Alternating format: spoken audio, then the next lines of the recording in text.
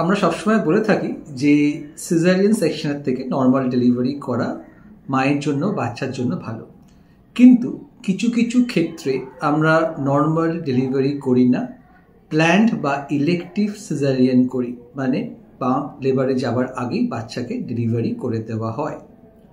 আমি doctor Indranil Saha, senior consultant, Neotia hospital, আজকে সেই বিষয় নিয়ে আলোচনা করব।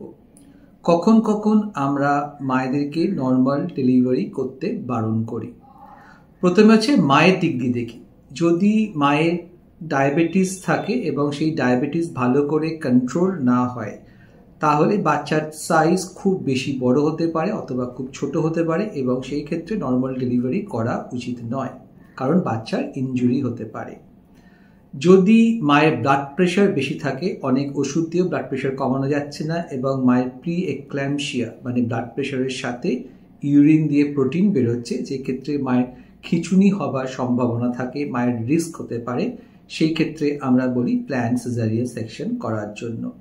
অথবা মায়ের হার্টের কোনো অসুখ আছে, যেখানে মা যদি বাচ্চাটাকে পুশ করে, বাচ্চা বেরোবার সময় যদি প্রেশার দেয়, তাহলে মায়ের হার্টের উপরে চাপ পড়বে, সেখানেও কিন্তু নর্মাল ডেলিভারি করতে দেওয়া হয় না।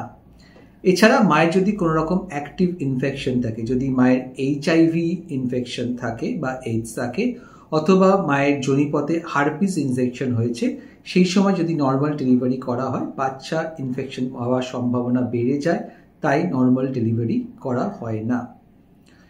যদি মায়ের জরায়ুর মধ্যে কোনো রকম ফাইব্রয়েড থাকে, যেটা বাচ্চার মাথা নিচের দিকে নামতে অসুবিধা হবে, সেখানে প্ল্যান্ড সিজার করা হয়। তাই মনে রাখতে হবে, যদি ফাইব্রয়েড যদি আমরা সিজার করি, সিজার করার সময় কিন্তু আমরা ফাইব্রয়েডটাকে বার করে দিই না, কারণ তাতে অনেক বেশি ব্লিডিং হতে পারে। এরপর আপনাকে ভাবতে হবে যে বাচ্চার কি কারণের জন্য।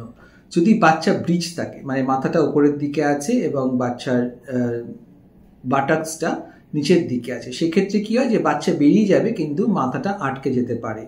ব্রিজ এখন বলা হয় যে প্ল্যান্ড সিজারিয়ান সেকশন করতে।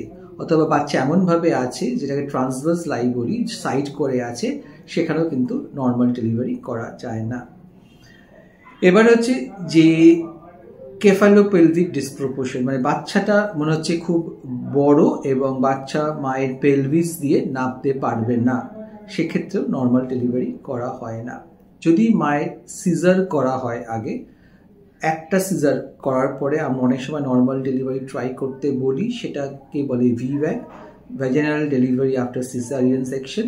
কিন্তু যদি দুটো সিজার হয়, আমরা নর্মাল ডেলিভারি সাধারণত করতে চাই না।